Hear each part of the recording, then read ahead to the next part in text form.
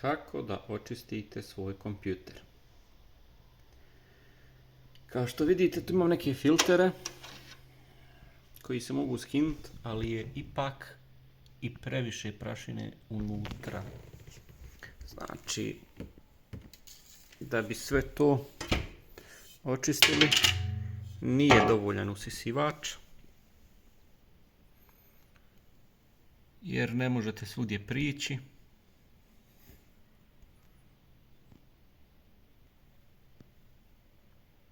Tu je se zaista nakupilo dosta toga. Da bi znači to očistili, treba da koristite nešto što može da ispuše tu prašinu. Ja sam uzeo ovo. I zaista je jako.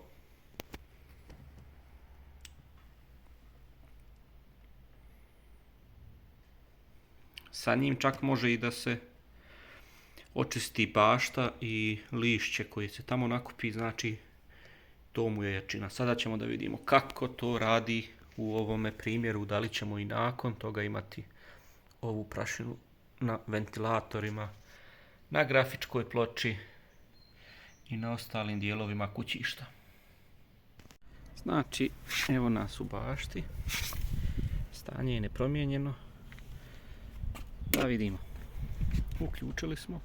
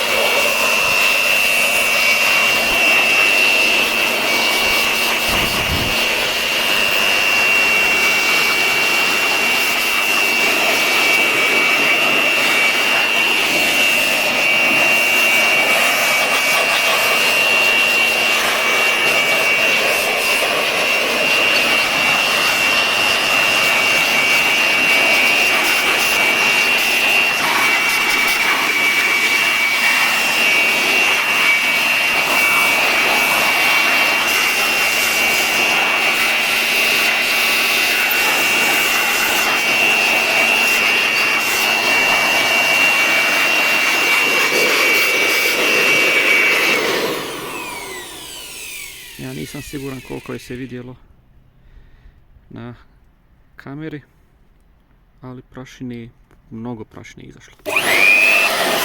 To je definitivno bio slučaj.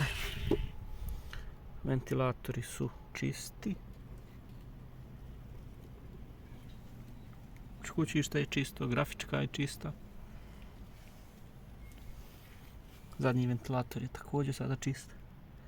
Znači, ovo čudo radi.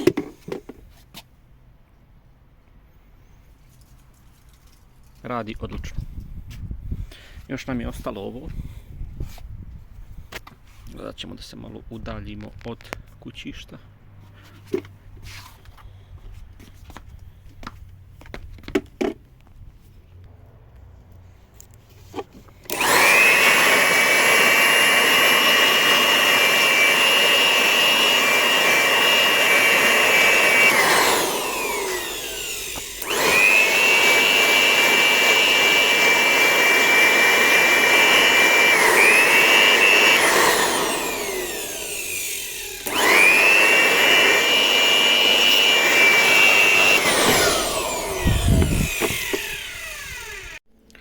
Last but not least, provjera da li sve radi kao prije.